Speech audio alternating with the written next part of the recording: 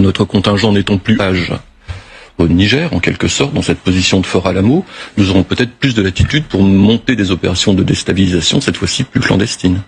Activité subversive, clandestine, le mot est donc lâché. Depuis lors, toutes les cellules dormantes de la Direction générale de la sécurité extérieure de l'État français positionnées au Bénin et au Nigeria essentiellement sont activées pour le retour des espions français au Sahel.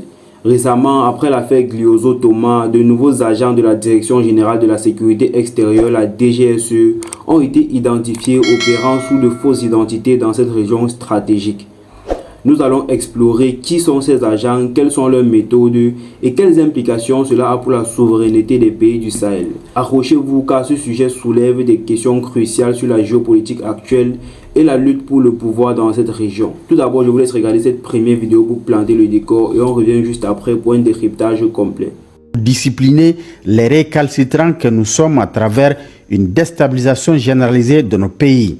Une déstabilisation qui doit nécessairement aboutir, selon eux, à la chute d'un des régimes de l'AES.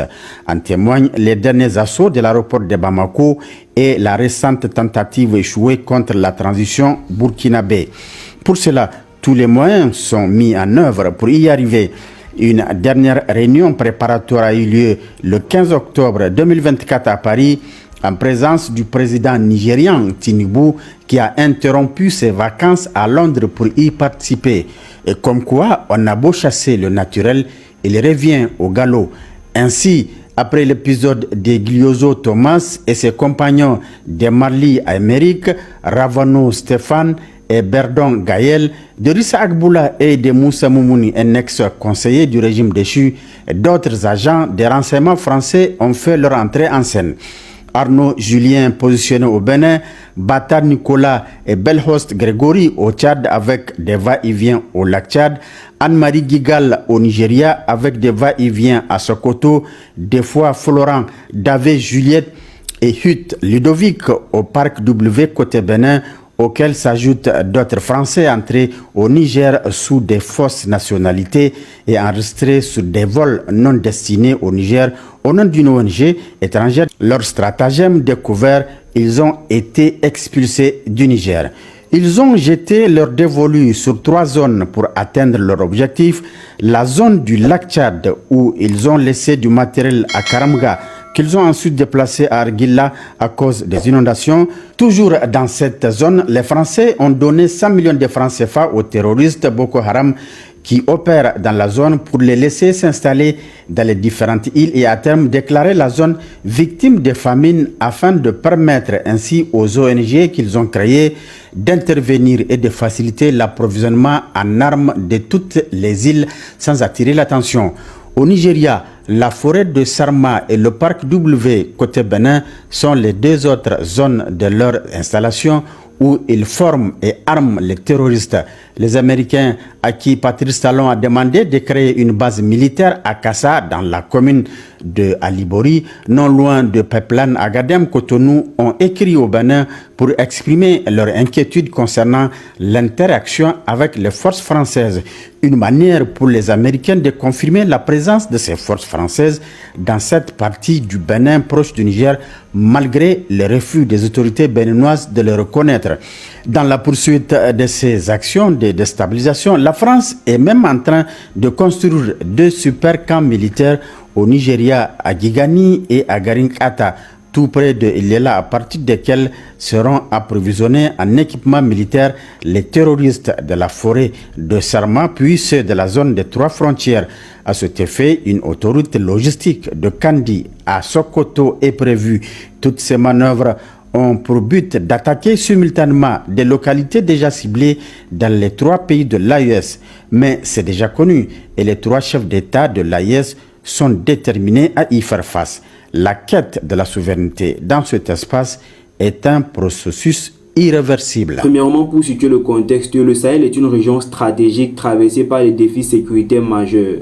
Depuis plusieurs années, elle est le théâtre d'une montée en puissance des groupes armés, par exemple Boko Haram et de diverses fractions djihadistes. Cette instabilité a conduit à une intervention militaire de plusieurs pays, notamment de la France, qui justifie sa présence par la nécessité de lutter contre le terrorisme. En ce qui concerne les relations franco-africaines, les relations entre la France et ses anciennes colonies africaines sont marquées par un grand héritage. Bien que la France ait longtemps joué un rôle stabilisateur, de nombreux pays de la région ressentent une ingérence croissante dans leurs affaires internes. L'optique de la France est souvent perçue comme une tentative de maintien de son influence, en particulier dans un contexte où les pays comme le Niger revendiquent leur souveraineté. Les récents mouvements politiques au Niger et dans d'autres pays du Sahel montrent un désir croissant d'autonomie.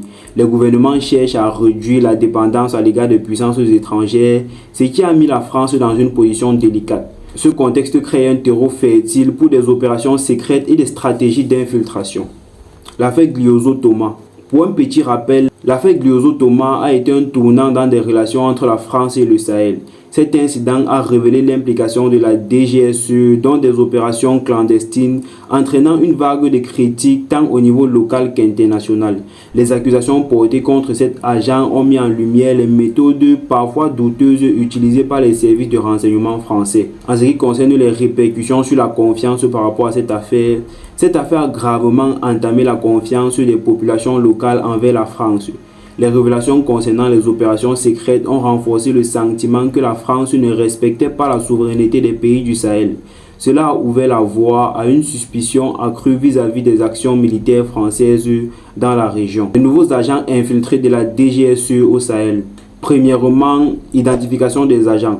Récemment, plusieurs agents de la DGSE ont été identifiés. Parmi eux, nous avons Arnaud Julien, positionné à la frontière béninoise, Bata Nicolas, opérant au Tchad, Anne-Marie Gugal, active au Nigeria, et deux fois Florent, David Julien et Hugues Ludovic, travaillant au parc W. Ces agents ont mis en place un réseau complexe d'opérations secrètes utilisant de fausses ONG comme couverture.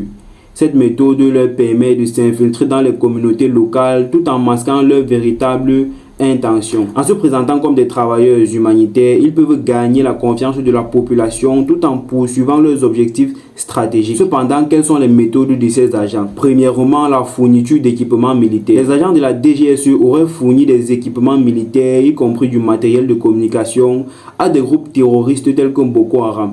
Cette aide peut renforcer ces groupes et aggraver la situation sécuritaire dans la région en fournissant des outils qui facilitent la communication et la coordination. Ces agents contribuent indirectement à la menace terroriste. Deuxièmement, la création des crises humanitaires. En versant d'importantes sommes d'argent à des groupes armés pour s'installer dans certaines zones, ces agents semblent créer des crises humanitaires. Cela justifie leur présence sous couvert d'aide humanitaire, leur permettant d'intervenir avec leurs ONG fictives. Cette stratégie soulève des questions éthiques sur l'utilisation de la souffrance humaine pour des gains politiques. Implications pour la souveraineté des pays du Sahel. Premièrement, la réaction des gouvernements locaux. Les gouvernements des pays du Sahel qui cherchent à affirmer leur souveraineté voient ces actions comme une ingérence inacceptable. La présence d'agents étrangers sous de fausses identités menace la stabilité régionale et compromet les efforts pour maîtriser la sécurité. La méfiance envers les puissances étrangères grandit et les gouvernements locaux commencent à prendre des mesures plus fermes contre ces opérations. En ce qui concerne les valeurs locaux de la France, il est souvent dit que la France s'appuie sur des valeurs locaux pour maintenir son influence. Ces acteurs, qu'ils soient politiques ou militaires, peuvent faciliter les opérations françaises, mais leur loyauté est souvent remise en question. Les populations locales aspirant à l'autonomie voient ces collusions comme une trahison, ce qui complique davantage les relations. En ce qui concerne les stratégies de contre-espionnage, nous pouvons citer premièrement la stratégie de lutte contre l'infiltration. Face à l'infiltration de ces agents, les pays du Sahel, notamment le Niger, commencent à mettre sur place des stratégies pour contrer ces opérations. Cela inclut le renforcement de la coopération entre les nations de la région pour partager des informations sur les activités suspectes. La création de réseaux de renseignements locaux est essentielle pour détecter et neutraliser ces menaces. Deuxièmement, la sensibilisation des populations. Il est crucial d'informer les populations locales sur les dangers de ces opérations clandestines. La sensibilisation peut aider à réduire l'influence des ONG fictives et à renforcer la résistance contre les interventions extérieures. Les gouvernements doivent travailler avec des organisations locales pour dissiper les mythes et renforcer la confiance envers les institutions nationales. En ce qui concerne les perspectives d'avenir, nous pouvons citer premièrement l'autonomie accrue. Le désir d'autonomie des pays du Sahel pourrait mener à la réévaluation de leurs relations avec les puissances étrangères. Une plus grande coopérative régionale pourrait émerger, permettant aux pays de s'unir pour faire face aux défis communs sans dépendre d'interventions extérieures. En ce qui concerne la lutte contre le terrorisme dans le Sahel doit être menée par les pays de la sous-région eux-mêmes avec un soutien limité mais respectueux des besoins locaux. Cela pourrait inclure des initiatives de développement économique, des programmes éducatifs et des efforts pour renforcer les capacités des forces de sécurité locales. En guise de conclusion pour cette actualité, le retour des espions français au Sahel soulève des questions critiques sur la souveraineté, la sécurité et l'éthique des opérations clandestines.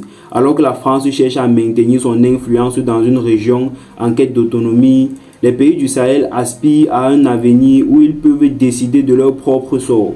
La situation est complexe, mais il est essentiel de contribuer à surveiller ces développements et de soutenir les efforts pour une véritable souveraineté régionale. Merci d'avoir regardé cette vidéo. Si vous l'avez aimé, n'oubliez pas de la liker, de partager vos réflexions dans les commentaires ou de vous abonner. Pensez-vous que les puissances étrangères devraient modifier leurs approches dans la région? Comment les pays du Sahel peuvent-ils naviguer dans cette situation délicate? Restez connectés pour plus d'analyses et de discussions sur des sujets politiques.